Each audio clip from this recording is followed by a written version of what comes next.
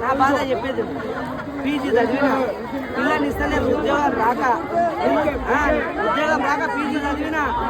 మా అమ్మ కూడా సేమ్ నీలా కూరగాయలే అమ్ముతుంది నాకు జాబ్ రాక పిల్లని